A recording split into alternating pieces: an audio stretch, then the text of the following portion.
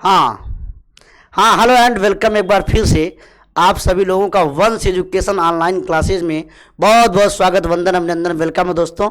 और जैसा कि हम बात कर रहे थे प्रीवियस क्लासेज में, मैंने 2 लेक्चर आपको प्रोवाइड कराए थे class 10th first model paper में। बेहतरीन तरीके से आप के बीच में मैंने रखा था और आप उम्मीद है कि आपको उसकी हेल्प मिल पा रही होगी। और अब हम लोग उसी का एक लास्ट पार्ट जो रह गया था, आज उसको मैं लास्ट पार्ट ख़त्म करने के बाद फिर मैं आपको कुछ और तरीके जो हम लोगों ने, जो मैंने और मेरी टीम ने मिल करके मेहनत करके जो गेस्ट तैयार किया है वो आपके बीच में मैं रखूँगा। अगर आप मान लेते कोई बच्चा ऐसा हो जो बिल्कुल भी कंसिस्टेंसी के साथ नहीं पढ़ पाया हो, तो अगर वो जितना हम लोग करा रहे हैं अगर उतना भी कर लेगा तो आराम से वो 70 में से 50, 55, 60 आराम से गेन कर लेगा। तो अब हम ज़्यादा देर ना करते हुए मैं आपको इस वीडियोस की जो थर्ड पार्ट है पहली मॉडल पेपर का, इसको हम कंप्लीट कराएंगे। फिर आपके बीच में मैं नेक्स्ट वाला जो लेकर आऊँगा और बेहतरीन तरीके से हम आगे कंटिन्यू करेंगे।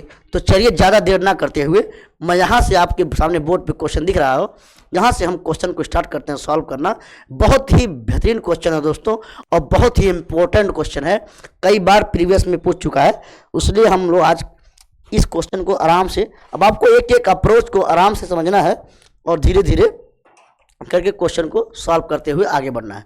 तो चलिए, जैसे कि आप देख रहे हैं क्या लिखा है, कह रहे हैं कि 65 और 117 के एचसीएफ को 65 m माइनस 117 m के रूप में दर्शाया गया है और कह रहे हैं m का जो मान है उसको ज्ञात कीजिए। और कह रहे हैं साथ ही साथ अभाज्य गुणनखंड विधि के प्रयोग से 65 और 117 का एलसीएम ज्ञात करना है। तो चलिए इस क्वेश्चन को हम लोग कैसे सॉल्व करेंगे, बिल्कुल आराम से बेहतरीन अप्रोच के साथ मैं आपके बीच में करवा रहा हूँ इस क्वेश्चन को। चलिए समझते हैं। कह रहे हैं 65 और 117 का एचसीएफ इस रूप में प्रदर्शित किया गया है। तो हम पहले क्या कर रहे हैं, 65 और 117 का एचसीएफ निकाल ले रहे हैं। चलिए तो निकालते हैं हम लोग। तो चलिए आपको सिखाया गया होगा, तो 117 का हम जब एचसीएफ निकालेंगे तो 65 से डिवाइड करेंगे। चलिए निकालिए। तो कहेंगे 65 का एक बार जाएगा, ये हो गया 65, घटा लीजिए, 7 में से 5 जाएगा तो 2, हम भाग विधि का इस्तेमाल कर रहे हैं एक्चुअली में। तो 7 में से 5 जाएगा 2 और 11 में से 6 जाएगा तो दोस्तों 5 हो जाएगा। और अब 65 को भाग देंगे तो एक बार जाएगा 52 और माइनस कर लीजिए। तो 5 में से जब 2 जाएगा तो 3 बचेगा और 6 में से 5 जाएगा तो 1 बचेगा। और यहाँ से अब 52 से भाग करिए, 52 में 13 से भाग दीजिए तो 13 चौके 52 हो जाएगा। तो इस तरीके से जब घटाएंगे तो 0 आ गया। तो अब आपको पता है ये भाग विधि का इस्तेमाल किया गया है। तो जब लास्ट में जो भाजक आता है, लास्ट में जो भाजक आता है जिससे हम भाग करने पर वैल्यू 0 आ जाती है, उसी लास्ट वाले भाजक को हम लोग कहते हैं एचसीएफ। क्या कहते हैं? एचसीएफ। तो मैं अगर ये कहना चाहूँ आपके बीच में कि बताइए 65 यानी एचसीएफ ऑफ 65 और 117 कितना आ गया मेरे भाई? 13। यही एचसीएफ है। और कह रहे हैं इस 13 को क्या लिखा गया है, इस 13 को कह रहे लिखा गया है, 13 को किस रूप में लिखा गया है? वो लिखा गया है 65 m माइनस 117, है ना। एचसीएफ को इस रूप में लिखा गया। तो यहाँ से m की वैल्यू निकालना है, तो चलिए हम लोग निकाल लेते हैं। तो अगर मैं इसको लिखना चाहूँ तो ये 65 m यहीं रहने देते हैं और माइनस 113 को इधर ले जाएंगे तो 13 प्लस 117। तो अगर मैं इसको सॉल्व करूँ तो 65 m बराबर 130 हो जाएगा। और जब यहाँ से हम और सॉल्व करेंगे तो m का मान 65 इधर गुणा में है, इधर आएगा तो भाग में, तो 130 बसा 65 और इसको काट देंगे तो बेहतरीन आंसर 2 निकल के आएगा। तो यहाँ से आप देख सकते हैं कि m का मान क्या निकल के आया मेरे भाई? 2। तो उम्मीद करते हैं ये आपको समझ में आया होगा और आराम से एक बार देखेंगे तो और अच्छे समझ में आ जाएगा। तो अब इसी का मैं नेक्स्ट पार्ट आपको करके दिखाता हूँ। कह रहे हैं कि अब कह रहे हैं कि अभाज्य गुणनखंड विधि का प्रयोग करिए और 65 और 117 का क्या निकाल दीजिए? एलसीएम निकाल दीजिए। तो अभाज्य गुणनखंड विधि का प्रयोग करके 65 117 का एलसीएम तो हम निकाल सकते हैं, लेकिन एक उपाय और भी है कि एक फार्मूले का इस्तेमाल कर सकते हैं हम लोग, वहाँ से भी निकाल सकते हैं। लेकिन ये कह रहे हैं भैया आभाज्य गुणनखंड विधि का प्रयोग करिए, तो मैं उसको भी करके आपको दिखा देता हूँ। तो चलिए 65 का कर लीजिए। 65 का गुणनखंड करेंगे तो 13 गुणे 5 हो जाएगा, और 117 का करेंगे तो हो जाएगा 13 नामा 117, तो 3 की पावर 2 और गुणे 13 हो जाएगा, 13 नामा 117। तो अब जो एलसीएम होता है, एलसीएम क्या होता है मेरे भाई, एलसीएम जो होता है, कहते हैं दोनों में पहले कॉमन देखिए कौन सी संख्या आ रही है। जो संख्या दोनों में कॉमन हो पहले उसको लिख लीजिए, और जो कॉमन नहीं है उसको भी लिख लेना है। तो अब यही करना है हमको। देखिए क्या करेंगे, कहेंगे 13 कॉमन हो गया, और क्या कॉमन नहीं मिल रहा है, 5 और गुणे 9। तो सॉल्व कर लीजिए, हो जाएगा 13 पचे 65 और गुणे 9, सॉल्व कर लीजिए, 9 पचे 45 बचा 4 के, और 9 छक्के 54 और 4 58, तो 585 आपका एलसीएम निकल के आएगा, और ये होगा आपका बेहतरीन आंसर। तो उम्मीद करते हैं बिल्कुल स्टेप बाय स्टेप करके मैंने सॉल्व किया है, और उम्मीद करते हैं आपको समझ में आया होगा। और बहुत बेहतरीन क्वेश्चन है दोस्तों, और पूछे जाने की संभावना बिल्कुल है। तो नेक्स्ट क्वेश्चन पे हम बढ़ते हैं। कह रहे हैं कोई बर्तन है, एक खोखले अर्धगोले के आकार का है, और कह रहे हैं जिसके ऊपर एक खोखला बेलन अध्यारोपित है। क्या है, एक खोखला बेलन अध्यारोपित का मतलब होता है मेरे भाई रखा गया है ना। अर्धगोले का व्यास दिया है, और इस बर्तन की कुल ऊंचाई 13 है। कह रहे हैं इस बर्तन का आंतरिक पृष्ठीय क्षेत्रफल ज्ञात करिए। तो चलिए पहला क्या कह रहे हैं, कोई बर्तन है जो खोखले अर्धगोले के आकार का है, और इसके ऊपर एक खोखला बेलन रखा गया है। तो चलिए बनाते हैं हम चित्र। देखिए थोड़ा सा पहले चित्र बना लेते हैं। ये देखिए यहाँ से हमने बना लिया एक अर्धगोला, एक ये अर्धगोला बना लिया गया, और इसके ऊपर एक ऐसे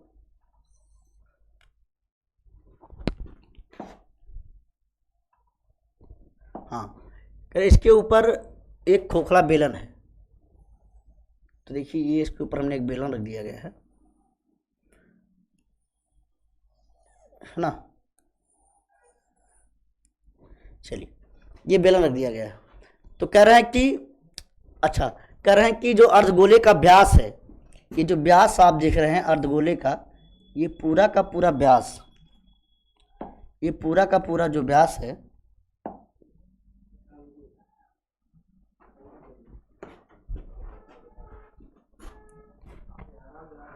हाँ पूरा, यार हाँ पूरा जो व्यास है,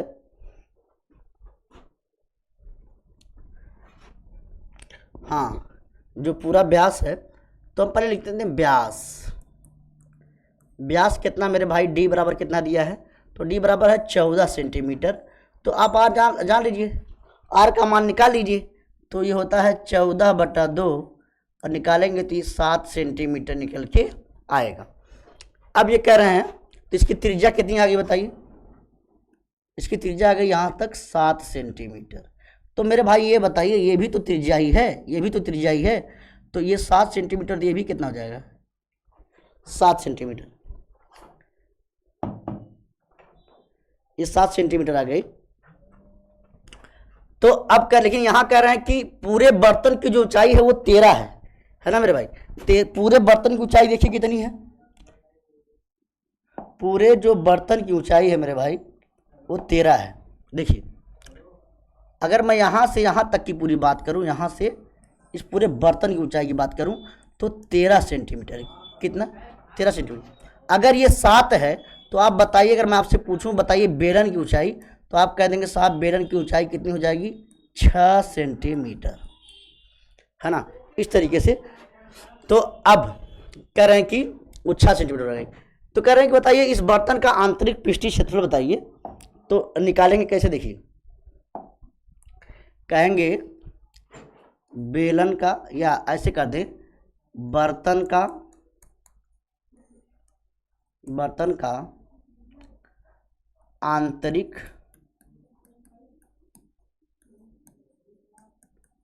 पृष्ठीय क्षेत्रफल। अब देखिए इसका अगर आंतरिक पृष्ठीय क्षेत्रफल आपको निकालना है तो बेलन का वक्र पृष्ठ और अर्धगोले का वक्र पृष्ठ निकालेंगे तो हो जाएगा। तो यहां से लिखते हैं हम लोग क्या बराबर क्या होगा, कहेंगे बेलन का वक्र पृष्ठ प्लस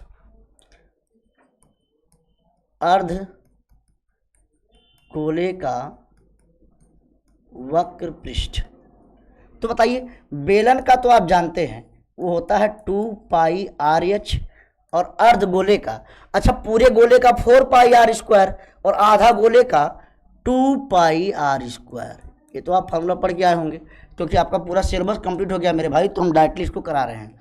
तो अगर आप देखेंगे यहाँ से तो 2πr कॉमन ले लिया गया है तो अंदर बचेगा h + r, है ना। तो सॉल्व कर लीजिए, 2 गुणे पाई का मान है मेरे भाई 22/7 और r का मान कितना रखना है 7 और h का मान है 6 और r का मान है 7। सॉल्व कर लीजिए, 7 से 7 कैंसिल हो जाएगा और 22 दूना 44 गुणे 7 6 13 हो जाएगा। थोड़ा इसको सॉल्व कर लीजिए तो 13 चौके 52 और 13 चौके 52 और 5 57 ये सेंटीमीटर स्क्वायर। ये हो गया मेरे भाई पूरा आंतरिक पृष्ठीय क्षेत्रफल। बिल्कुल आराम से, उम्मीद करते हैं समझ में आया होगा। तो ये एकदम उम्मीद करते हैं एकदम आराम से मैंने लगाया है, एकदम स्टेप बाय स्टेप करके मैंने लगाया है और ऐसे ही आपको बोर्ड पे लिखना है। बोर्ड वाली कॉपी में अगर ये सवाल आया तो बिल्कुल ऐसे ही आपको सॉल्व करना है और ये रहा आंसर, ठीक है। तो चलिए देर ना करते हुए हम नेक्स्ट क्वेश्चन पे बढ़ते हैं। करें एक मोटर बोट जिसकी स्थिर जल में चाल 18 किलोमीटर प्रति घंटा है और 24 किलोमीटर धारा के प्रतिकूल जाने में और वही दूरी धारा के, अच्छा कह रहे हैं एक नदी है, क्या है मेरे भाई, मान लेते हैं एक नदी है, ऐसे एक नदी है ना। और नदी मान लेते हैं नदी इधर बह रही है, किधर बह रही है, इधर, नदी की इधर प्रवाह है और इसकी जो चौड़ाई है दोस्तों, इसी चौड़ाई में मान लेता हूँ नदी की चौड़ाई यहाँ गिवन है कितना, नदी की चौड़ाई मान लेते हैं मेरे भाई है 24 किलोमीटर। अच्छा नदी नहीं मान लेते हैं, कोई भी समुद्र ही मान लेते हैं, तो मान लेते हैं पूरी कितना जा रही है और जो दूरी तय कर रही है पूरा समुद्र में मोटर बोट कितना दूरी तय कर रही है, तो 24 किलोमीटर तय कर रही है ना। और प्रवाह मान लेते हैं कि जो प्रवाह है नदी का या पानी का, तो उसकी जो प्रवाह है इस दिशा में है ना। तो अब यहाँ क्या दिया है, मोटर बोट है, तो यहाँ लिखते हैं हम लोग, लिखेंगे देखिए माना, अच्छा मोटर बोट की चाल तो दिया 18 किलोमीटर प्रति घंटा, तो हम मान लेते हैं माना धारा की चाल, धारा की चाल मान ले रहे हैं x किलोमीटर प्रति घंटा। ये हमने मान लिया कि धारा की चाल कितनी है x किलोमीटर प्रति घंटा। तो आप बताइए अगर धारा की दिशा, अगर धारा की दिशा की बात करें तो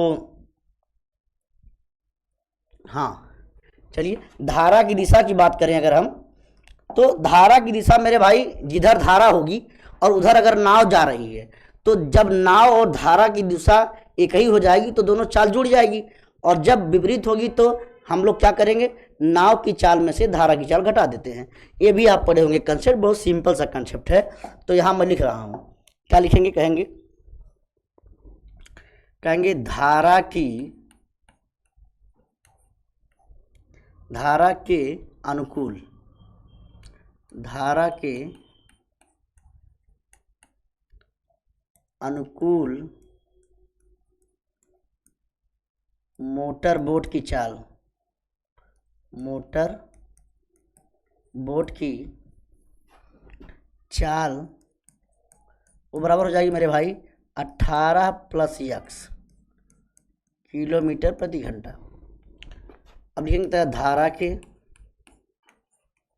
तथा, अच्छा धारा के प्रतिकूल की बात करेंगे तो धारा के प्रतिकूल दिशा में मोटर बोट की जो चाल है, मोटर बोट की चाल हो जाएगी मेरे भाई हो जाएगी 18 माइनस यक्स किलोमीटर प्रति घंटा। तो अब कितना जाना है, 24 जाना है और 24 आना है। तो चलिए अब क्या करेंगे, कहेंगे इसलिए धारा के अनुकूल 24 किलोमीटर दूरी तय करने में लगा समय हम निकाल लेंगे। क्या निकाल लेंगे, समय। क्या निकालेंगे समय, बताइए। समय जिसको हम t1 कह रहे हैं, तो समय बराबर क्या होता है बताइए। हम जानते हैं समय बराबर होता है दूरी बटा चाल। तो धारा के अनुकूल दूरी कितना है भाई, 24, और धारा के अनुकूल जा रहे हैं तो 18 प्लस यक्स, और ये क्या आ गई मेरे भाई निकल के, एक घंटा में आएगी ना। चलिए तो ये t1 हो गया ना, ये t1 हो गया मेरे भाई। इसको समीकरण 1 मान लेते हैं। अब यहीं लिखना पड़ेगा तथा धारा के प्रतिकूल 24 किलोमीटर दूरी आने में लगा समय, जिसको हम t2 कह रहे हैं, तो हो जाएगा 24 बटा 18 माइनस यक्स घंटा। इसको समीकरण नंबर 2 कर रहे हैं। अब बताइए ये चाल, अच्छा जब दोनों चाल जुड़ेगी तो चाल ज़्यादा हो जाएगी, और जब दोनों चाल घटेगी मेरे भाई तो चाल कम हो जाएगी। अब आप जानते हैं अगर आपकी स्पीड ज़्यादा है तो आपको दूरी तय करने में कम समय लगेगा, और मान लेते हैं आपकी स्पीड कम है तो दूरी तय करने में ज़्यादा समय लगेगा। तो अगर स्पीड ज़्यादा तो दूरी कम, अच्छा स्पीड ज़्यादा तो समय कम, और स्पीड कम तो समय ज़्यादा लगेगा। तो अब बताइए यहाँ स्पीड कम है तो कौन ज़्यादा समय होगा, ज़्यादा समय होगा भाई t2, और कम समय कौन लेगा, t1, है ना। तो कह रहे हैं, लेकिन कह रहे हैं कि अच्छा दोनों का डिफरेंस कह रहे हैं जाने की अपेक्षा 1 घंटा अधिक। तो कहेंगे समीकरण 2 में से एक को घटाने पर, जब घटाएंगे तो मेरे भाई ये हो जाएगा t2 माइनस t1। क्या हो जाएगा, t2 माइनस t1 बराबर ये हो जाएगा 24 बटा 18 माइनस यक्स माइनस 24 बटा 18 प्लस यक्स बराबर हो जाएगा 1। अब इसी को मेरे भाई सॉल्व कर लेना है। तो क्या बन जाएगा t2 माइनस t1, ये हो जाएगा। अरे t2 माइनस t1 की बात करेंगे तो 1 घंटे के बराबर है। सॉल्व कर लीजिए, 24 कॉमन है, 24 कॉमन है मेरे भाई, तो हो जाएगा 18 प्लस यक्स माइनस, इसका इधर गुणा करेंगे। यार जिन बच्चों को ना समझ में आए ऐसे समझिए, क्योंकि बहुत सारे बच्चे कन्फ्यूज हो जाएंगे। तो मैं क्या कर रहा हूँ, 24 कॉमन ले रहा हूँ। जब 24 कॉमन आप ले लेंगे मेरे भाई तो 1 बटा यहाँ बचेगा 18 माइनस यक्स, और यहाँ माइनस 1 बटा ये बचेगा 18 प्लस यक्स, है ना, बराबर 1। अब अगर हम इसको सॉल्व करें तो आप भी जानते हैं 24 बाहर है, कोई बात नहीं, 18 प्लस यक्स और ये माइनस 18 हो जाएगा, और ये प्लस यक्स, और ये हो जाएगा 18 माइनस यक्स और ये 18 प्लस यक्स दूसरे ब्रैकेट में, है ना। तो और ये बराबर कितने हो जाएगा, 1। देखिए 18 से 18 कैंसिल हो जाएगा, और ये हो जाएगा 24 गुणे 2 यक्स, यक्स यक्स 2 यक्स, है ना। इसको इधर कर दीजिए तो आप जताइए, एक क्वेश्चन में ए प्लस, दूसरे क्वेश्चन में ए माइनस बी, क्या बन जाएगा 18 प्लस यक्स, और ये हो जाएगा 18 माइनस यक्स। अच्छा इसको थोड़ा सा हम लोग, हाँ तो अब ये हो जाएगा। अब इसी को सॉल्व कर लेना है मेरे भाई, तो हो जाएगा 48 यक्स बराबर ये 324, और इसका मल्टीप्लाई करेंगे तो 324 माइनस यक्स स्क्वायर, सबको उठा के इधर लाएंगे तो हो जाएगा यक्स स्क्वायर, यहाँ से ये हो जाएगा, इसको लाएंगे यक्स स्क्वायर प्लस 48 यक्स और ये माइनस 324, और ये बराबर 0। अब इसी का फैक्टराइजेशन कर लेना है मेरे भाई, तो ये क्वेश्चन सॉल्व हो जाएगा। फैक्टराइजेशन करना आपको पता है, फिर भी मैं आपको करके दिखाऊंगा, कोई समस्या नहीं है ना। तो कैसे करेंगे इस बात को? अच्छा, इसको करना है तो 8 चौके 32, 324 का यहाँ मैं करके आपको दिखा देता हूँ। 8 से काटिए तो 8 चौके यहाँ 8 चौक 32, 8 करना 8 है ना, 8 चौक 32, सॉरी 4 से काटिए, 4 अट्ठे 32, 4 करना 4, यही हो जाएगा। तो मैं ऐसे कर लेता हूँ, ये हो जाएगा 2 गुणे 2 गुणे है ना, तो 3 गुणे 3 गुणे 3 गुणे 3, देखिए 2 दूना 4, 3 12, 3 36, और 36 और गुणे 9, तो 36 गुणे 9 करेंगे तो 9 6 का 54 हो जाएगा, 9 3 27 और 5 32, सही है। तो यही होगा गुणनखंड। ये फैक्टराइजेशन करके आप चेक कर लेंगे। कैसे लगाएंगे, देखिए कैसे लाएंगे इसको। कहेंगे 3 तिरिक 9 दूनी 18 दूनी 36, और ये ऐसे कर लेंगे 3 तिरिक 9 3 27 दूना 54 और 54 6, तो यही हम कर लेते हैं ना। क्या कहेंगे, x square plus 54x minus 6x और माइनस 324 बराबर 0। देखिए 54 में से 6 घटाएंगे तो 48 आ जाएगा। इन दोनों में कॉमन है मेरे भाई x, तो x प्लस 54 और माइनस 6 कॉमन हो जाएगा तो x प्लस 54 बराबर 0 है ना। अब इसको मैं ही सॉल्व करके दिखाता हूँ आपको, क्या कॉमन हो जाएगा बताइए। थोड़ा सा पेन चेंज कर लेते हैं, हाँ इसको सॉल्व कर लेंगे तो हो जाएगा x, ये आपका कॉमन हो जाएगा तो x प्लस 54 एक कोष्टक में, दूसरे में x माइनस 6 बराबर 0।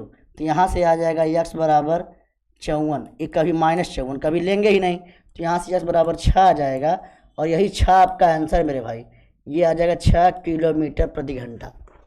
तो इस हिसाब से आपको लगाना है, ठीक है ना। तो थोड़ा सा ज़रूर बड़ा क्वेश्चन था, लेकिन फिर भी मैंने आराम आराम से करके बताया है आपको, और आपको ऐसे ही सॉल्व करना है, कोई समस्या नहीं आनी चाहिए। तो इस तरीके थोड़ा सा बड़ा क्वेश्चन ज़रूर था, लेकिन अगर आप इसको आराम से करके देखेंगे तो एक एक क्वेश्चन आपको समझ में आएगा। तो चलिए, उम्मीद करते हैं कि आपको ये सवाल समझ में आया होगा। तो चाहें तो आप, ये रहा पूरा क्वेश्चन, चाहे तो पूरा क्वेश्चन का आप स्क्रीनशॉट ले सकते हैं, और स्क्रीनशॉट ले लीजिए और एक बार बैक करके देखेंगे तो एक एक बात आपको समझ में आएगी मेरे भाई, ठीक है ना। चलिए नेक्स्ट क्वेश्चन हम बढ़ लेते हैं। ये देखिए एक और क्वेश्चन आपके सामने बेहतरीन निकल के आ रहा है। देखिए कह रहे ओ केंद्र वाले वृत्त पर वाह्य बिंदु से 2 स्पर्श रेखाएं टीपी और टीक्यू खींची गई हैं। तो कह रहे हैं सिद्ध कीजिए कि पी टी क्यू बराबर 2 कोण ओ पी क्यू। ये सवाल बहुत बेहतरीन है, एक इम्पोर्टेंट सवाल में हम इसकी गणना कर सकते हैं। त्रिभुज का एक सवाल है, तो इस सवाल को अब आपको लगाना है। तो चलिए पहले क्या कर रहे हैं, देखिए सवाल में कह रहे हैं कि ओ केंद्र वाले वृत्त पर वाह्य बिंदु टी से 2 स्पर्श रेखाएं खींची गई हैं। तो मान लेते हैं ये मेरा रहा एक वृत्त रहा, और यहाँ पर एक बाहर वाले पॉइंट से हमने 2 स्पर्श रेखाएं खींच ली हैं, ठीक है। ये है मेरा एक पॉइंट टी, ये है पी, और ये है क्यू, और ये है सेंटर, है ना। ठीक मेरे भाई, कह रहे हैं कि 2 स्पर्श रेखाएं टी पी और टी क्यू खींच दिए गए हैं। कह रहे हैं सिद्ध कीजिए कि पी टी क्यू, पहले मैं इसको मिला देता हूँ, सेंटर से मिला दीजिए, है ना मेरे भाई। ये सेंटर से अगर मिला देते हैं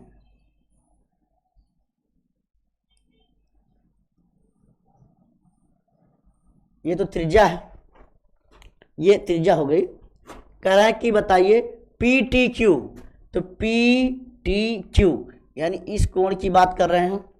ये वाला जो कोण है कह रहे हैं कि वो 2 कोण है, दुगुना है किसका, ओ पी क्यू का।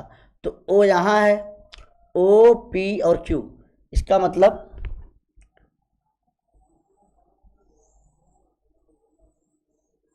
इसको मिला दिया गया। यानी मैं आपसे बात करूं तो किस एंगल की बात कर रहे हैं मेरे भाई, इस एंगल की बात कर रहे हैं। कह रहे ये वाला जो कोण है, ये वाला जो कोण है, हाँ, कह रहे ये वाला जो कोण है मेरे भाई, वो इस वाले कोण के मतलब इसका यानी ये वाला कोण इस कोण का दुगना है। ये हमको सवाल में सॉल्व करना है।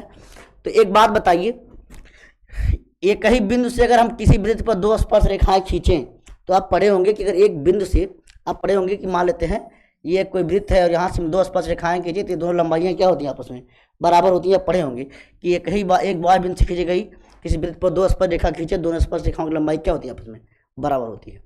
तो अगर मैं इस त्रिभुज की बात करूँ, इस त्रिभुज की, तो अब आप बताइए, तो अब कैसे करेंगे, पहले हम समझा देते हैं फिर मैं आपको लिख के दिखा दूंगा, ठीक है कैसे करेंगे देखिए। अच्छा एक बात बताइए, ये वाली भुजा इस वाली भुजा के बराबर होगा। क्यों ऐसा बराबर होगा मेरे भाई बता दीजिए। इसलिए बराबर होगा मेरे दोस्त क्योंकि एक ही बाह्य बिंदु से स्पर्श रेखाओं की लंबाइयाँ क्या होती है बराबर होती हैं। तो जब ये वाला भुजा इस भुजा के बराबर होगा, तो इस त्रिभुज में थोड़ा देखेंगे, इस वाली त्रिभुज में, इस त्रिभुज में अगर हम थोड़ा ध्यान से देखें, दिख रहा है आपको कौन सा त्रिभुज बना रहा हूँ, इस त्रिभुज में अगर आप ध्यान से देखें इस लाल वाले में, तो ये वाली भुजा इसके बराबर, तो मैं ये कह रहा हूँ कि ये वाला कोण इस कोण के बराबर हो जाएगा कि नहीं हो जाएगा। कहेंगे हाँ सर बिल्कुल हो जाएगा। क्यों?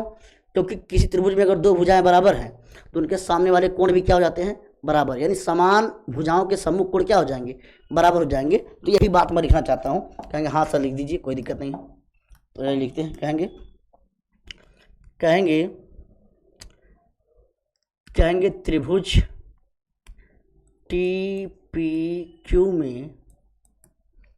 TPQ में मैं कहूँगा TP बराबर TQ। क्यों भैया? कहेंगे बाह्य बिंदु से खींची गई स्पर्श, या बाह्य बिंदु नहीं बल्कि लिखेंगे एक ही बिंदु से, एक ही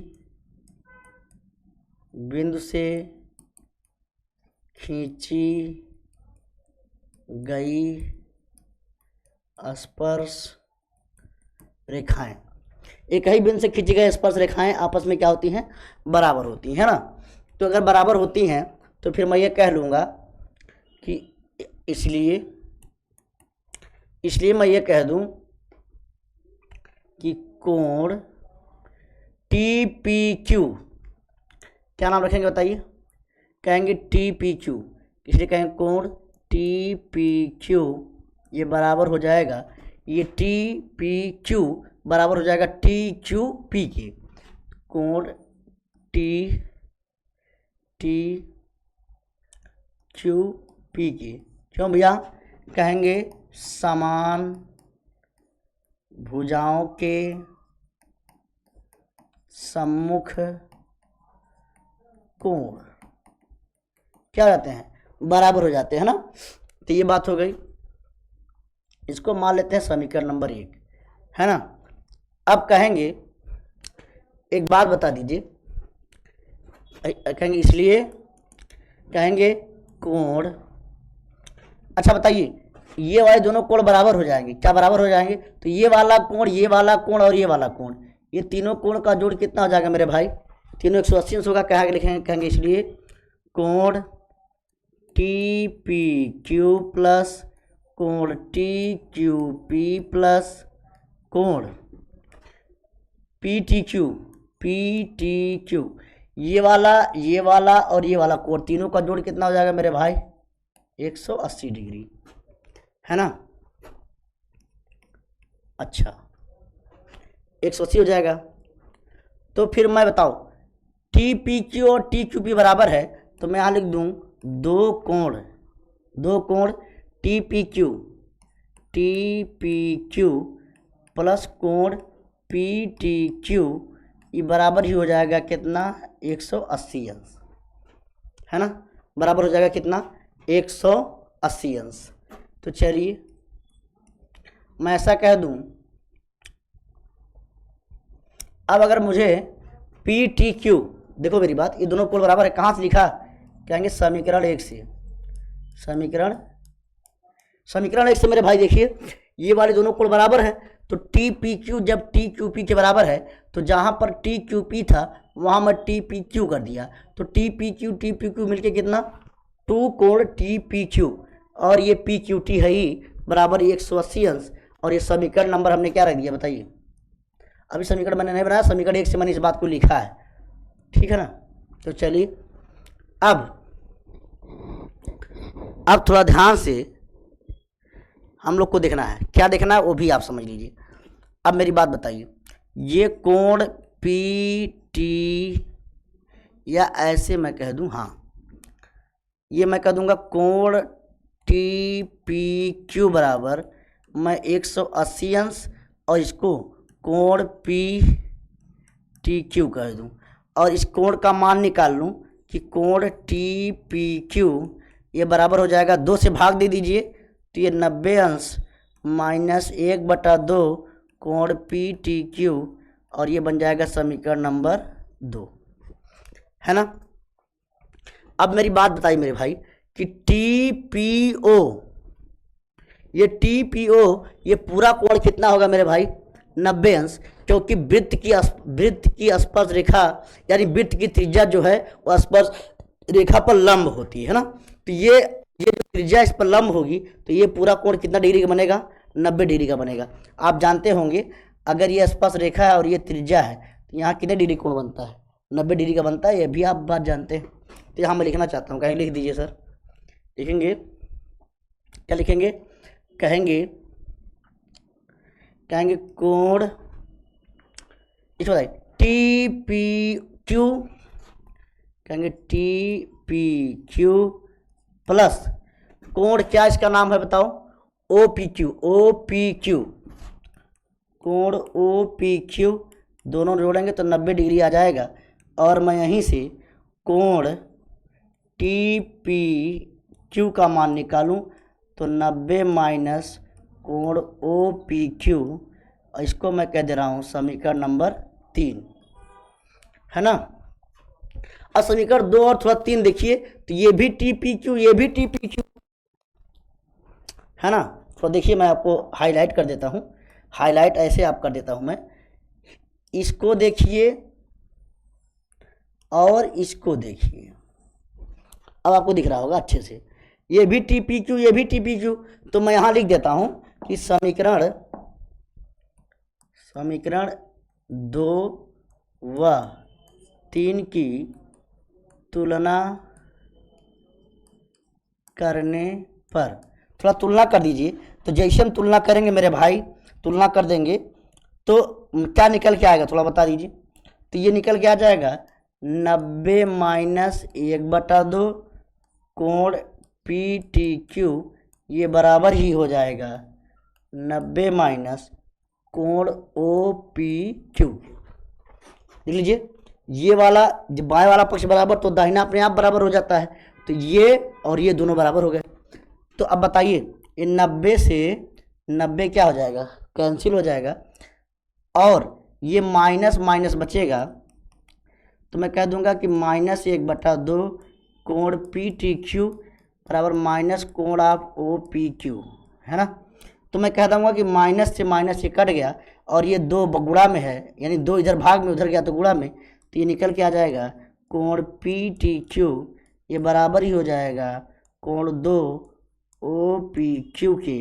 और मेरे हिसाब से यही देखिए सिद्ध करना था, तो ये हो गया मेरे भाई सिद्ध, यही आपको सिद्ध करना था। तो यहाँ लिख देंगे इति सिद्धम, यानी ये चीज़ सिद्ध हो गई मेरे दोस्त।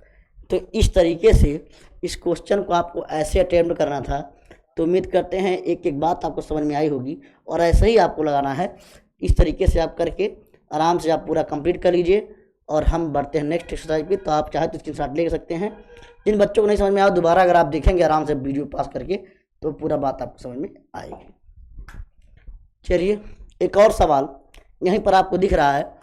एक 1.5 मीटर लंबा एक लड़का है, 30 मीटर दूर एक भवन से कुछ दूरी पर खड़ा है, और कह रहे जब वह उस भवन की ओर जाता है तब उसकी आंख से भवन के शिखर का भवन के शिखर का उन्नयन कोण 30 से घटकर 60 हो जाता है, 30 से 60 हो जाता है। बताइए कि भवन की ओर कितनी दूरी तक चल के गया है ना मेरे भाई। आसान सवाल है, देखिए।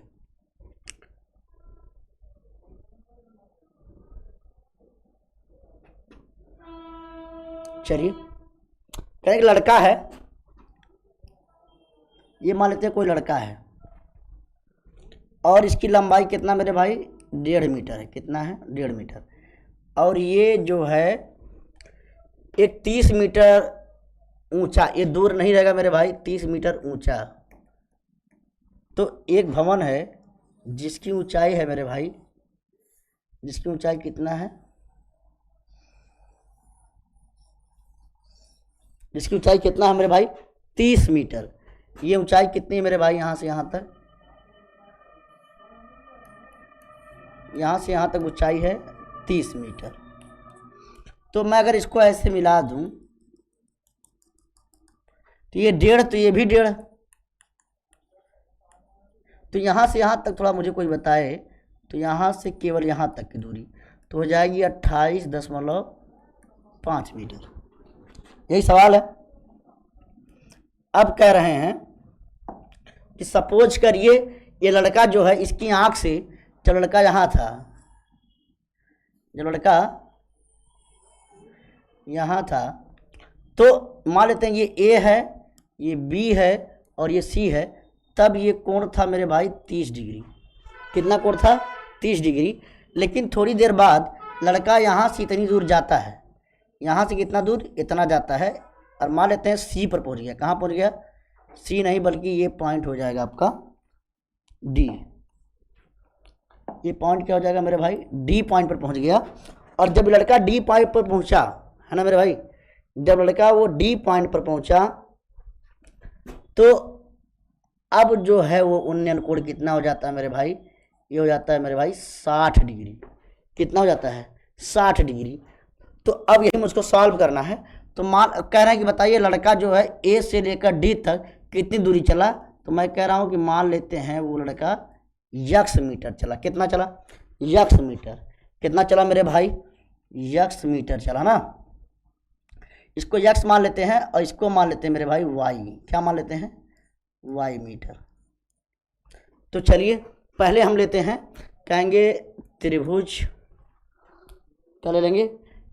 कहेंगे त्रिभुज। पहले मैं त्रिभुज कौन सा ले रहा हूँ मेरे भाई? पहले मैं त्रिभुज ये छोटा वाला डी बी सी, ये 90 डिग्री का कोण है मेरे भाई। कह रहे हैं कि डी बी सी में, कहेंगे त्रिभुज डी बी सी में tan 60 अंश, क्या लगा रहे हैं? tan 60 अंश बराबर लंब बटा आधार होता है ना, बी सी बटा क्या हो जाएगा? डी बी हो जाएगा। और बी सी का मान कितना मेरे भाई? 28.5 और डी बी का मान है मेरे भाई वाई। तो tan 60 का कोई मान बताए तो हो जाता है कड़ी में 3, और ये हो जाएगा मेरे भाई 28.5 और ये बटा वाई। इसको सॉल्व करेंगे तो ये वाई इधर हो जाएगा 28.5 और ये हो जाएगा मेरे भाई कड़ी में 3। थोड़ा सा परिमेयीकरण कर लें तो कड़ी में 3 बटा कड़ी में 3, तो वाई का मान बेहतरीन निकल के आ जाएगा। ये हो जाएगा 28.5 और ये कड़ी में 3 बटा 3। थोड़ा काट लीजिए, तो काटेंगे तो वाई का मान 3 से काटिए, काटिए 3 से, कहेंगे 3 9 27 और 3 5 15, इतना मीटर आ गया है ना। ये मेरे भाई निकल के आ गया ना, ये आपका निकल के आ गया है। और अब यहीं पर लगाएंगे, कहेंगे पुनः त्रिभुज। त्रिभुज में अब कहेंगे त्रिभुज ए डी सी, या त्रिभुज ले लेंगे ए बी सी। त्रिभुज ए बी सी में यहाँ भी लगा दीजिए tan 30 अंश लगा दीजिए मेरे भाई। तो लंब बटा आधार बी सी बटा, और ये हो जाएगा ए बी, और बी सी कितना है मेरे भाई? तो बी सी 28.5, बी सी मेरे भाई 28.5, और ए बी कितना हो जाएगा? X plus y. तो tan 30 का मान आप जानते हैं 1/3 और ये 28.5 बटा x प्लस वाई, तिरछा तिरछा गुणा कर लीजिए तो x प्लस वाई का मान यहाँ से आ जाएगा 28.5 और ये आ जाएगा 3, और जब यहाँ से x का मान निकालेंगे तो 28.5 3 माइनस वाई। तो अब ये समीकरण 1 से, हाँ समीकरण 1 से y का मान रख दीजिए, तो x बराबर 28.5 3 और माइनस y का मान कितना है मेरे भाई 9.5 3। इसको मैंने लिखा कहाँ से, समीकरण 1 से लिखा, कहाँ से, समीकरण 1 से। घटा लीजिए मेरे भाई, x बराबर घटाइए तो 5 में से 5 जाएगा 0, 18 में से 9 जाएगा तो 9, 19 3 मीटर ये निकल के आएगा। तो ये आपका जवाब हो जाएगा और ये हो गया आपका आंसर। तो चलिए इस तरीके से आपको लगाना है और ये रहा आपके सामने सवाल। तो उम्मीद करते हैं आपको पूरी बात समझ में आई होगी और ऐसे ही मेरे भाई लगाना है। और बढ़ते हैं हम नेक्स्ट क्वेश्चन की तरफ से, आराम से स्क्रीनशॉट आप चाहे ले सकते हैं, फिर लगाते हैं नेक्स्ट क्वेश्चन। चलिए ये रहा एक सवाल बेहतरीन, जो कि कह रहे हैं कि किसी फुटकर बाजार में फल विक्रेता पेटियों में रखे आम बेच रहे थे। इन पेटियों में आमों की संख्याएं भिन्न भिन्न थी ना, क्या थी मेरे भाई, भिन्न भिन्न थी। ठीक है, पेटियों की संख्या के अनुसार आमों का बंटन निम्नलिखित था। तो ये आमों का बंटन दिया गया मेरे भाई पेटियों की संख्या के आधार पर। तो ये सवाल है मिला जुला के, कह रहे हैं एक पेटी में रखे आमों की संख्या माध्य ज्ञात कीजिए। अपने माध्य ज्ञात करने की किस विधि का इस्तेमाल किया ये बताना आपको। तो चलिए कह रहे हैं माध्य निकालना। क्या निकालना मेरे भाई, माध्य निकालना है। तो माध्य निकाल लेते हैं हम लोग, आप तो जानते हैं बुद्धिमान आप पहले से। तो चलिए थोड़ा हम लोग माध्य निकालते हैं।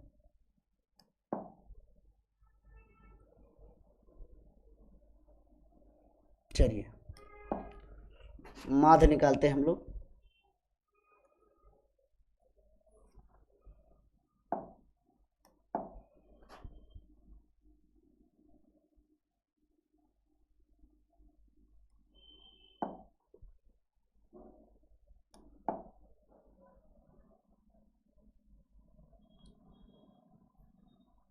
चलिए तो माध्य निकालना है।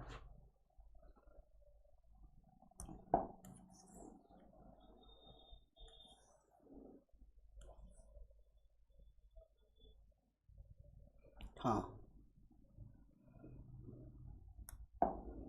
चलिए माध्य निकालना मेरे भाई, बना लेते हैं हम लोग कॉलम यहाँ से। हाँ कॉलम हम लोग बना लेते हैं।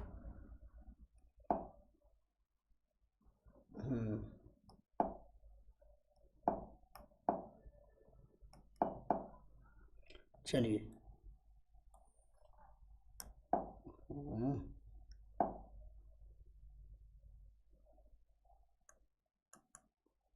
चलिए कॉलम बना लेते हैं हम लोग।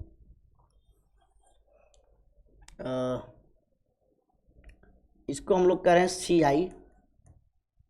क्या कह रहे हैं, CI।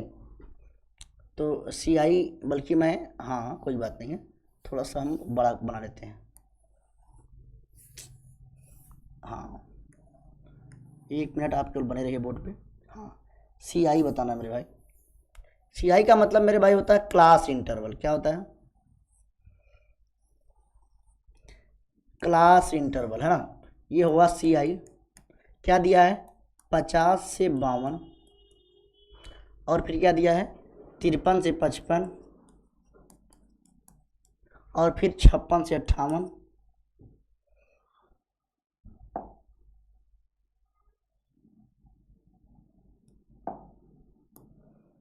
हाँ क्या दिया 53 से 55, और फिर क्या दिया है 56 से 58, और फिर क्या दिया है 59 से 61, और फिर 62 से 64। सही है ना, 1 2 3 4 5। 1 2 3 4 5, ठीक है। लेकिन हम यहाँ से CI फिर से मैं लिख रहा हूँ, क्यों ऐसा? ऐसा मेरे भाई मैं इसलिए कर रहा हूँ क्योंकि देखिए 50 से 52 शुरू है, 52 के बाद 53 शुरू हो गया है। ये सतत आंकड़ा नहीं है, सतत वर्ग अंतराल नहीं है। इसको सतत बनाने के लिए क्या होता है, जो निम्न, इसको निम्न सीमा बोलते हैं, इसको उच्च सीमा बोलते हैं। पहली बारी जो निम्न सीमा है, जैसे 50 निम्न और 52 उच्च, इस तरह से हर वर्ग अंतराल में है। तो हम लोग क्या करते हैं, जो निम्न वाला है उसमें 0.5 घटा देते हैं, और जो बड़ा वाला है उसमें 0.5 जो हम लोग क्या करते हैं, ऐड कर देते हैं। देखिए मैं अब इसको सतत बना के दिखा रहा हूँ आपको, कैसे बनाना है। देखिए इसको क्या करना है, 49.5 से 52.5, यहाँ 52.5 से 55.5, और यहाँ 55.5 से 58.5, और यहाँ 58.5 से 61.5, और यहाँ 61.5 से 64.5। अब अगर इसका अब इसका यक्स निकालना मेरे भाई, क्या निकालना है, यक्स, मध्यमान जिसको कहते हैं, क्या कहते हैं, मध्यमान यक्स निकाल लीजिए। तो इसके बीच की वैल्यू, बीच की, तो ये आ जाएगा 51। कितना गैप है मेरे भाई, यहाँ गैप निकालेंगे, 12 में से 9 हो जाएगा, 3 का गैप है। 51 और 3 कितना हो जाएगा, 54, और 54 3 कितना हो जाएगा मेरे भाई, 57, 57 3 60, और 60 और 3 63। ये मेरा भाई, ये मेरा हो गया यक्स आपका, ठीक है। अब हम यहाँ से निकालेंगे यफ, क्या निकालेंगे, यहाँ से हम लिखेंगे यफ, यफ लिख लीजिए। तो जब यफ लिखेंगे तो यफ दिया है, क्या दिया है मेरे भाई, 15, 110, 135, और ये 115, और ये दिया है 25, है ना। ये कितना दिया है, ये दिया है मेरे भाई, ये दिया है 25, है ना। इसको जब आप जोड़ेंगे पूरा, थोड़ा सा जोड़ लेंगे, जब इसको आप पूरा जोड़ेंगे मेरे भाई, तो जोड़िए 5 5 10, 5 5 10, 5 15, 5 20, और जोड़िए 1 1 2 3 5, 5 1 6, 6 2 8, और 8 2 10, 1 1 2 2 1 3, 1 1 2 1 3, 3 2 कितना हो जाएगा मेरे भाई, 5। एक बार फिर से हम कर लेते हैं, जोड़ लेते हैं, ले लेते हैं 5 5 10, 5 15, 5 20 के 0 हासिल लगा 2 के, और 2 1 3, 3 3 6, 6 1 7, 7 1 8, और 8 और 2 10, 10 हो गया। और 1 1 2 2 1 3, 3 1 4, 400 होगा मेरे भाई, 400। कितना हो जाएगा, 400, यहाँ से 400, ये 400 हो गया ना। ये 400 किसका मान है मेरे भाई, समेशन ऑफ यफ का, है ना। अब क्या करते हैं, देखो मैं क्या निकाल रहा हूँ, देखो अब अगला जो कॉलम निकालना है वो निकालना है मेरे भाई, डी बराबर यक्स माइनस ए। तो अब कहेंगे सर यक्स माइनस ए निकालना है, तो ए क्या है, ए मेरे भाई है, ए जो होता है उसको हम कहते हैं कल्पित माध्य। तो देखो यहाँ जो 1 2 3 यक्स से हम इसको क्या मान लेते हैं, ए, क्या मान लेते हैं, ए मान लेते हैं, क्या मान लेते हैं, ए, इसको ए मान लेना है। तो अब यक्स माइनस ए निकालना, तो हर बार यक्स में से ए को घटाएंगे, तो 51 में से 57 जाएगा तो -6, और फिर 54 जाएगा तो -3, और यहाँ पर 0, और यहाँ पर फिर से 3, और यहाँ पर फिर से +6। अब यहाँ जो निकालना है मेरे भाई, अब जो यहाँ निकालना है वो आपको निकालना है यफ इंटू डी। क्या निकालना है, यफ इंटू डी। मैं क्या फार्मूला लगा रहा हूँ, माध्य बराबर होता है A plus summation of F into D by summation of F, या इसी को एन भी कह लेते हैं। ये हमको निकालना है। तो ए हमको पता चल गया है ना, ये तो हमको पता चल गया है, ये हमारा है। अब इसी को हमको निकालना है, तो कैसे निकालेंगे, पहले या फिर टू डी निकालिए। 15 छक्के हो जाता है मेरे भाई 90, और 110, तो 11 3 33, ये -330 है ना, और ये हो जाएगा 0। ये करेंगे 3 5 15, और 11 तियाँ 33 और 1 34, जोड़ लीजिए एक बार। 3 5 15, 3 एकम 3 1 4, 3 एकम 3, सही है। 25 छक्का मेरे भाई हो जाता है ये 150। अब यहीं पर आपको समेसन या फिर टू डी निकालना है, इसको जोड़ना पड़ेगा आपको। थोड़ा सा जोड़ते हैं हम लोग, कैसे जोड़ेंगे वो चीज़ आप देखिए। पहले इन दोनों को जोड़ के यहाँ लिख लेते हैं। कितना हो जाएगा 0 और 9 3 12 और 3 और 1 4, ये -420 आ गया। इसको थोड़ा सा जोड़ लीजिए तो ये 5 हो जाएगा और 5 4 9 और 3 और 1 4, ये 495 हो गया। और जब यहाँ से घटाएंगे तो 5 में से जाएगा तो कितना बचेगा, 5 बचेगा, और 9 में से 2 जाएगा तो 7 बचेगा मेरे भाई, 75 आ गया है। तो अब x बार हम कैलकुलेट करेंगे। एक का मान हो गया मेरे भाई 57 हो गया, और f इंटू डी का मान है मेरे भाई 75, और नीचे कितना आ गया मेरे भाई 400, कितना आ गया 400। अब x बार को कैलकुलेट कर लीजिए, 57 प्लस, इसको सॉल्व करिए तो ये देंगे भाग, तो इस 4 का नाम 4 बचा 3 और 4 सत्ते 28, देखिए 4 का नाम 4 3 और 4 सत्ते 28, बल्कि ऐसे कर लीजिए आप, 4 का नाम 4 और 3 और 4 अठे 32, 4 अठे 32, 4 का नाम 4 और 3 7, 3 बचा, 4 अठे 32 बचा 3, 4 सत्ते 28 और 4 पच्चे 20, ऐसे कर लीजिए। और यहाँ पर दशमलव लगा लीजिए, और नीचे कितना है 100, और सॉल्व कर लीजिए यहाँ से 57। अब भाग देंगे तो कितना आ जाएगा, भाग देंगे मेरे भाई कितना आ जाएगा, ये है 100, भाग देंगे तो 0.1875, और इसको सॉल्व कर लेंगे तो हो जाएगा 57.18। ये आपका आंसर आ जाएगा मेरे भाई, ये है आपका आंसर। तो 57.18 ये आपका समांतर माध्य मैंने निकाल के दिखाया है। ये माध्य निकालने का कौन सा विधि इस्तेमाल किया गया मेरे भाई, कौन सा विधि इस्तेमाल किया गया है, तो इसको हम लोग इस्तेमाल किए हैं किस विधि से, माध्य विचलन विधि, या इसको माध्य विचलन नहीं, गलत हो गया, इसको हम लिखे कल्पित माध्य विधि। क्या लिखा रहे हैं, कौन सा इस्तेमाल किया गया है, कल्पित माध्य विधि, अज्यूम्ड मीन मेथड, ये इस्तेमाल किया गया है इसको लगाने में। तो उम्मीद करते हैं ये सवाल आपको समझ में आया होगा। पहले कैसे लगाया है, पहले ये आंकड़ा जो दिया था, ये वर्ग अंतराल, ये असतत वर्ग अंतराल था। इसमें हमने क्या किया, जो लोअर लिमिट थी उसमें 0 पॉइंट कम किया गया है, और जो हायर लिमिट थी उसमें 0.5 एक्स्ट्रा जोड़ दिया गया है। तो इस तरह से जब किया तो देखिए 52.5 पे ख़त्म और 52.5 से शुरू, तब ये सतत आंकड़ा हो गया। सतत जब हो गया तो ये फार्मूला सतत पे वैलिड हो जाएगा।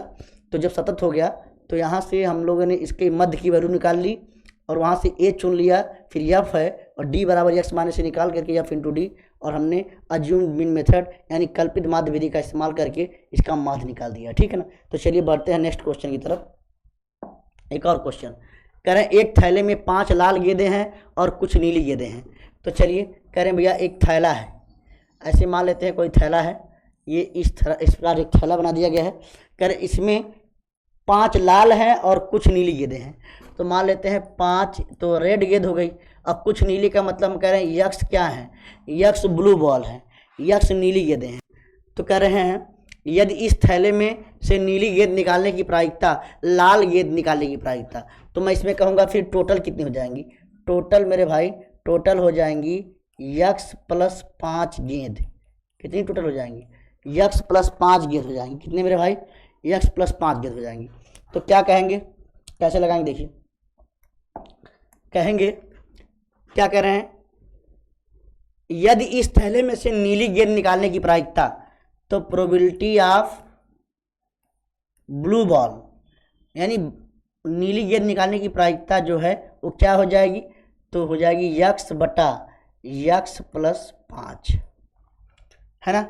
और कहिए बताइए रेड बॉल निकालने की प्रायिकता क्या हो जाएगी, लाल गेंद निकालने की प्रायिकता कितनी हो जाएगी, तो लाल हमारे फेवर में 5 हैं और टोटल है मेरे भाई यक्स प्लस 5। अब कह रहे हैं प्रश्नानुसार, क्या कह रहे हैं प्रश्नानुसार, कह रहे हैं ब्लू बॉल निकालने की जो प्रायिकता है वो रेड बॉल निकालने की प्रायिकता की, देखिए कह रहे हैं कि नीली गेंद निकालने की जो प्रायिकता है वो लाल गेंद निकालने की प्रायिकता की 2 गुनी है। यहाँ हम 2 से गुणा कर देते हैं, 2 गुना। तो अब ब्लू बॉल निकालने की प्रायिकता मेरे भाई x बटा x प्लस 5 बराबर, तो 2 गुणे ये है 5 बटा x प्लस 5। तो मैं कहूँगा ये चीज़ यहाँ से कैंसिल हो जाएगी, तो x बराबर 5 दूना 10, तो ये 10 गेंद आएगी। यानी जो नीली गेंद टोटल प्रायिकता है, नीली गेंद कितनी है, तो x क्या है मेरे भाई, x है नीली गेंद की संख्या। तो नीली गेंद की संख्या कितनी मेरे भाई, वो टोटल 10 हो जाएगी। इस तरीके से सवाल सॉल्व हो चुका है। नेक्स्ट क्वेश्चन बढ़ते हैं। करें किसी समांतर श्रेणी का प्रथम पद a और अंतिम पद 45 है। तो करें a बराबर दिया है, a बराबर 5 दिया है और l बराबर कितना दिया है, 45 दिया है। करें और योग यानी यन का मान दिया है, यानी n बराबर कह लें या l बराबर कह दें, वो 45 है और यन बराबर कितना दिया मेरे भाई, वो 400 दिया है। क्या दिया है, 400 दिया है। तो आपको पता है, हम जानते हैं, हम क्या जानते हैं बताइए, हम तो बहुत कुछ जानते हैं। तो क्या जानते हैं मेरे भाई, यन बराबर हम पढ़े हैं n बटा 2 और a प्लस l, ये पढ़े हैं ना, ये हो गया। यन बराबर मेरे भाई 400 और n का मान नहीं पता है बटा 2, a बोलिए, a तो 5 है और l मेरे भाई 45 है। सॉल्व कर लीजिए, इधर 2 का गुणा इधर कर दिए तो 800 हो जाएगा और n गुणे ये 45 और 50 हो जाएगा। सॉल्व करेंगे तो n बराबर 800 और ये बटा 50, ये कट गया तो n बराबर हो जाएगा 5 का 5 3 8 5 6 30 16 हो जाएगा मेरे भाई। कितना हो जाएगा, 16। देखिए 5 का 5 और 16 85 होता ही होता है। n का मान निकल गया मेरे भाई। अब क्या दिया है, an का मान दिया मेरे भाई 45 और an का मतलब a16 का मान कितना दिया है, 45 और a16 को हम लिख सकते हैं a प्लस 15d बराबर कितना, 45 और a का मान आप सबको पता है कितना मेरे भाई, कितना a का मान थोड़ा बता दीजिए। a का मान मेरे भाई 5 है और 15d कितना हो जाएगा, 45। तो 15d का मान अगर हम निकालें तो 45 माइनस 5, तो अब निकालें 15d का मान तो हो जाएगा 40 और d का मान अब निकालना चाहें तो 40 बटा 15 काट दीजिए, 5 अट्ठे 40 और 5 तिहाई 15, तो d का मान मेरे भाई निकल के आएगा 8 बटा 3। इस तरीके से ये आपके सामने लगा दिया गया है। तो n का मान, यही तो पूछा गया था, पदों की संख्या निकालिए और सार्वंतर निकालिए, तो सार्वंतर d हो गया और यहाँ से n बराबर 16। तो इस तरीके से हम अब ये कह रहे हैं, कुछ बच्चे कह रहे हैं a प्लस 15d कैसे आया गुरुजी, तो आपको पता है an बराबर होता है a plus n minus 1 into D. तो जितना संख्या निकालना होता है इससे एक ठेक कम कर देते हैं, इसलिए वो लिखा गया है। तो उम्मीद करते हैं, अब मेरे हिसाब से कोई क्वेश्चन तो बचा नहीं है, एक बार मैं देख लेता हूँ कहीं क्वेश्चन मिस तो नहीं कर दिया गया है। नहीं मेरे भाई, सारे क्वेश्चन हमने एक एक करके लगाया है। तो उम्मीद करते हैं ये पूरी बात आपको समझ में आई होगी। तो मेरे भाई ये रहा पूरा क्वेश्चन, और आप चाहें इसका स्क्रीनशॉट ले सकते हैं, कोई दिक्कत नहीं है। तो इस तरीके से हमने आज पहला मॉडल पेपर कंप्लीट कर लिया है। तो अब उम्मीद करते हैं कि आपको ये पूरी बात मेरे भाई समझ में आई होगी। विशेष करके मैंने बोर्ड वालों के बच्चों के लिए ये थोड़ा सा हम लोग लगातार मेहनत कर रहे हैं। और क्लास आपको कैसी लगी, क्या कभी कहीं कोई सुधार की आवश्यकता है या आपको कहीं कोई बात नहीं समझ में आती है, तो आप हमको कमेंट करके बिल्कुल सलाह दे सकते हैं। आपकी सलाह और आपके सुझाव हमारे लिए बहुत मायने रखते हैं दोस्तों। तो उम्मीद करते हैं इस वीडियो से आपको बहुत सारा फ़ायदा मिलेगा और आप हमारे साथ जुड़े रहिए। फिर हम लेकर के नेक्स्ट जो है मैं चैप्टर वाइज कराऊंगा। तो चैप्टर वाइज में हो सकता है कुछ बच्चे ना ही बेसिक पढ़े हों, तो मैं चैप्टर वाइज अब कराऊंगा। एक चैप्टर उठाया जाएगा, उसमें क्या महत्वपूर्ण क्वेश्चन है, क्या क्या मतलब क्वेश्चन पूछने की प्रबल संभावना है, उस पर मैं आपसे बात करूंगा। और अगर कोई बच्चा नहीं पढ़ा तो वहाँ पर मैं कंसेप्ट और प्लस प्रैक्टिस दोनों कराऊंगा। तो वहाँ पर थोड़ा सा वीडियो ज़रूर लंबी हो जाएगी, लेकिन आपको एक एक बात समझकर उतना भी अगर आप काम कर लेंगे तो 18 दिन के अंदर तो भी आपका कल्याण हो जाएगा मेरे दोस्त। तो चलिए, उम्मीद करते हैं आप अपने क्लास को अगर समझ में आई मेरे भाई अगर क्लास आपको अच्छी लग रही है तो आप अपने दोस्तों के साथ इसको शेयर करिए, और दूर दूर तक हमारी वीडियो को आप शेयर करेंगे तो हमारा भी उत्साह बढ़ेगा और हम आपके लिए बेहतर और क्लासेज उपलब्ध करा पाएंगे। तो जब तक के लिए नेक्स्ट मुलाकात नहीं होती है, तब तक के लिए बहुत बहुत धन्यवाद, बहुत बहुत शुक्रिया, और अपनी तैयारी को ऐसे ही लगातार मौजूद बनाए रखें वंश एजुकेशन ऑनलाइन क्लासेज के साथ। बहुत बहुत धन्यवाद, बहुत बहुत शुक्रिया।